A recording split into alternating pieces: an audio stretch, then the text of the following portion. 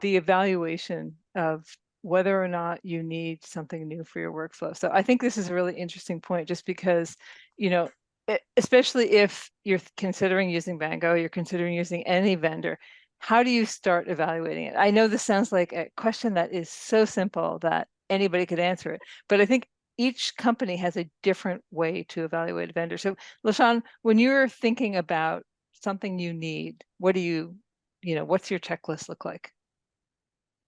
First, I look at what's available. Mhm. Then I look at where that fits into our current ecosystem and whether or not it's going to work for us at their cost point and at scale. So it's often at the end of the day a cost versus scale conversation. Is this cost worth our time, effort, energy? Is it an easy workflow to use? Is it something that doesn't take an absorbent amount of time for us to implement, or for us to use, or for us to get tech support on if we need that kind of support? Um, a term that we've been kind of kicking around in house a lot is business in a box.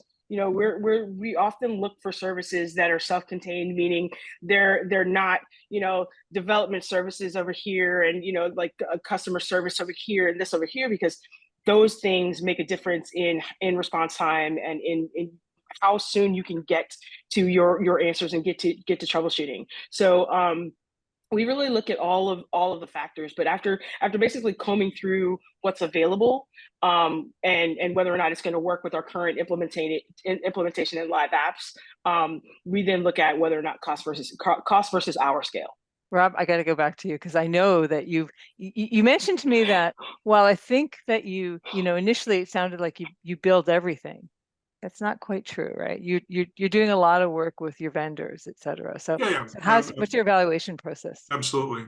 I mean, there's a couple different dimensions on this. I mean, in one sense, we have, over the years, we've built working systems. So one of the things we have when we're evaluating vendors is we kind of have a higher bar of saying, is this particular technology so much better than what we have now that we're going to be able to replace a working system and get better revenue, better, make people's work more efficient and so forth? Sometimes that's yes.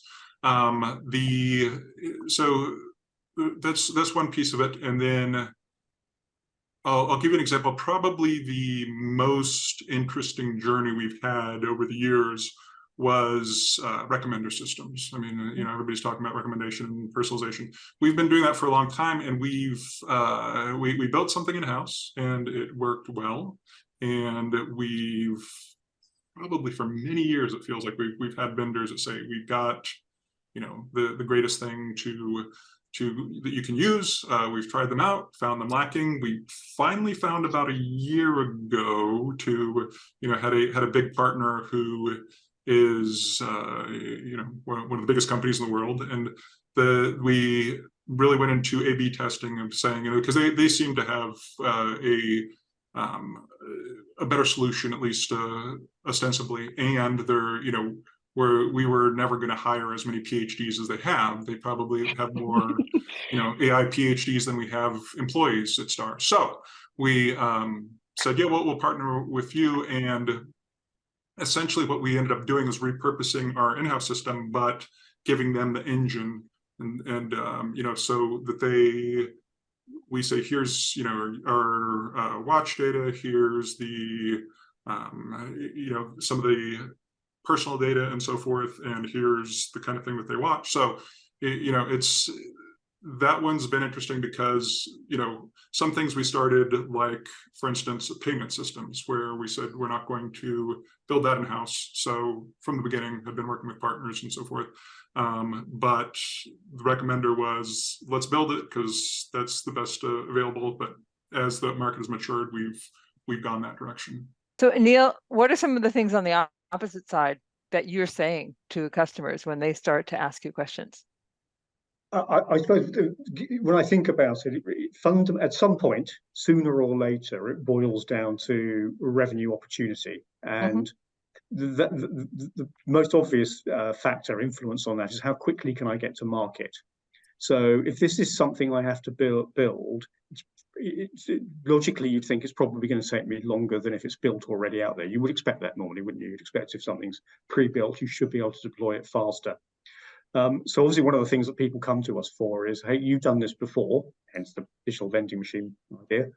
Could we deploy your digital vending machine in our context, in our environment, so that we can offer the services we want to offer? And it's then almost the first or second question we get asked is, how quickly could we go live if we went to you? And that's fundamental. So why do you want to go to market quickly? I mean, there are lots of reasons why, but fundamentally, the faster you go to market, the faster you can start kicking revenue off from this part of the business. Okay. It also clearly works well for all parties, because one of the third question we get asked is, where are you connected already? So again, using that kind of Bango digital vending machine metaphor, if we can make the case that this vending machine is deployed everywhere where you want to go, then there's clearly an overwhelming argument for coming to somebody like us. Okay.